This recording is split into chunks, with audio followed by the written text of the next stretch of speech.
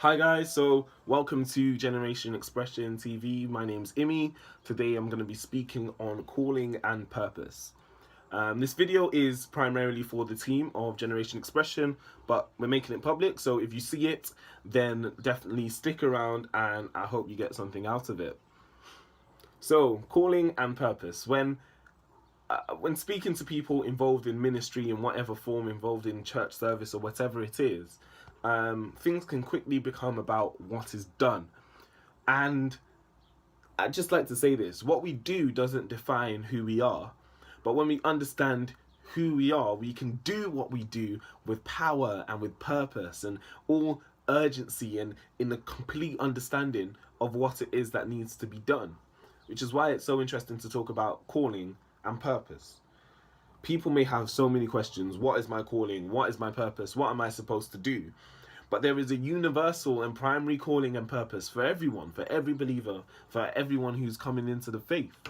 So calling, there's a word in the New Testament that refers in Greek to the church, and that word is ecclesia, which literally just means called out. So when I think called out, okay, there's two things. We're called out of, and we're also called into. 1 Peter 2:9. It describes that we are a chosen generation, a royal priesthood, a holy nation. And it says this, that we've been called out of darkness into light. Okay, why? Matthew 5:16. Let your light so shine before men that they may see your good deeds and glorify your Father in heaven. They'll see what you're doing, but they'll recognize the Father. So we've been called out of darkness into light to show light. In 2 verses, that is your calling right there. And if you're not doing that, then what else are you looking for? So when we're talking about purpose now, in a sentence, your purpose is to worship. Okay, now great. What is worship? We can go through series and series on this, and it's true, we can. But I'd like to sort of discuss it in 3 areas. Now, I've mentioned ecclesia already. I really like my Strong's Concordance.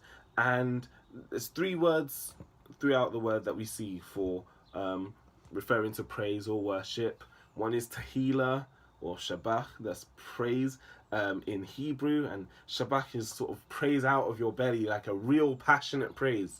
Another word is proskuneo, which is to prostrate. It's a Greek word. And another word is latruo, which means service. Now, with all of these 3, we can view them separately and take them on separately. But until we see them as the whole thing, we're not fully working and walking in complete worship. With the first one, praise, tehillah or shabach, whichever one we go for. To praise something requires 2 things: acknowledgement and expression of that acknowledgement. So I see what you're doing and I like it. That's pretty much what we're doing when we're coming to praise. We're coming to acknowledge and express that. It's a very good thing to do because it even confirms it on our mind that we do believe. The second one now, proskuneo, submission and obedience and sacrifice to that element. Now, the thing about sacrifice is that it's made complete in obedience. That's when it becomes full submission, when we give up and give over. So almost it reminds me of Romans 12 verse 1, to present our bodies as living sacrifices. This is our acceptable act of worship. And then it goes on to say, but do not conform to this world, but be restored by be transformed rather by the renewal of your mind, and then we will prove what is the good and acceptable will of God. The thing is, once we submit, once we give up, we can give over our minds and our complete way of thinking. Our minds are renewed, and because of that, we can see what the will of God is, and because of that, it's easier to obey because we understand who we are obeying. It's like you see the will of God, it's like, okay, this is very clear, I know what I have to do. That's the second part. The third part, the third word, latruo, which means service, is very well expressed in James 1:27, which says this, and I'll read because I don't like to paraphrase too much.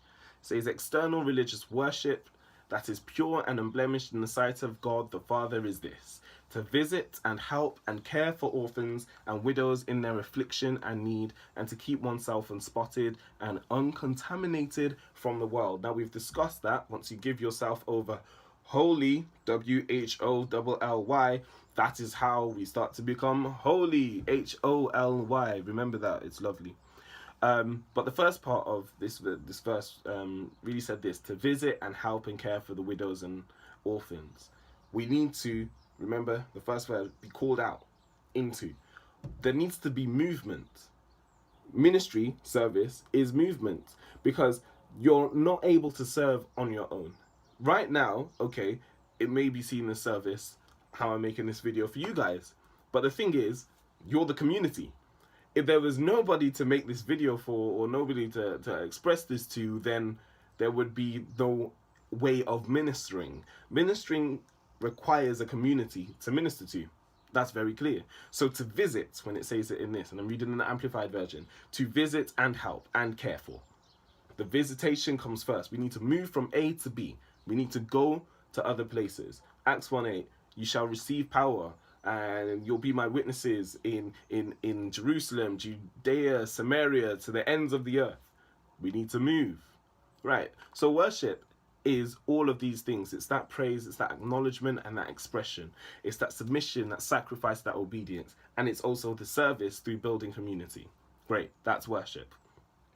But there are three things that can hinder our purpose to worship and also our calling.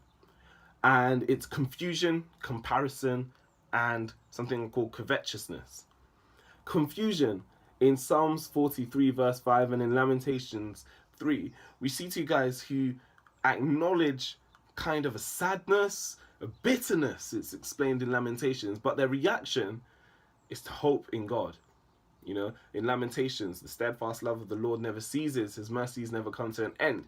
The only reason that came, and that's in the English Standard Version, ESV, the only reason that Jeremiah, I believe, was able to say that, because he said, look, I've experienced bitterness, sadness, a horrible taste in my mouth, but this I remember. And that's when he then said that the steadfast love of the Lord never ceases, etc.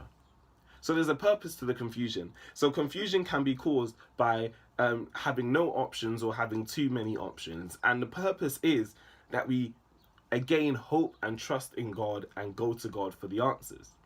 The second one, comparison trap. Paul says this in Galatians 1 verse 10, for am I now seeking the approval of man or of God? Or am I trying to please man? If I was still trying to please man, I would not be a servant of Christ.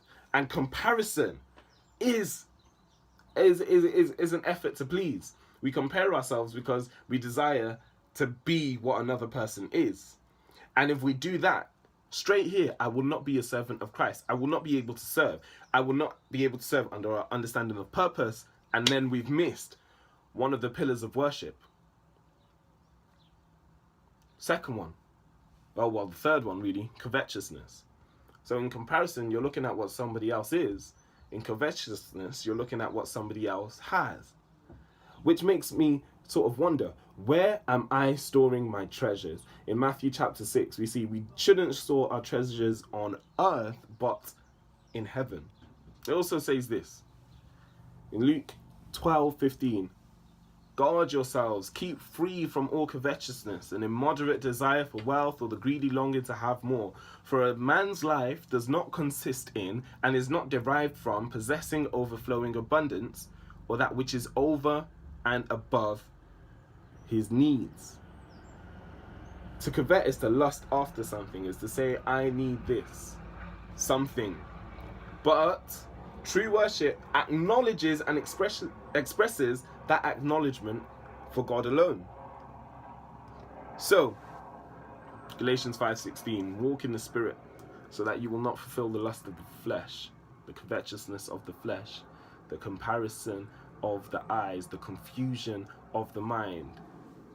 When we fail to do what we need to do, which is to fulfill our calling and to fulfill our purpose in worship, that's when the comparison comes in. That's when the covetousness comes in. That's where the confusion comes in.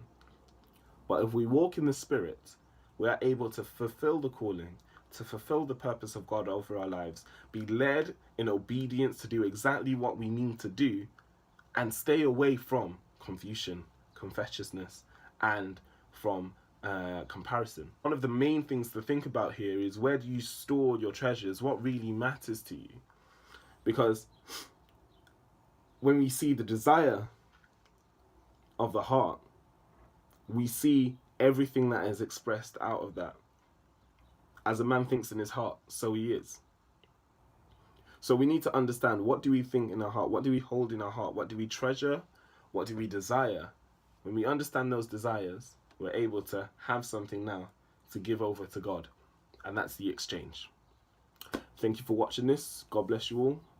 Goodbye.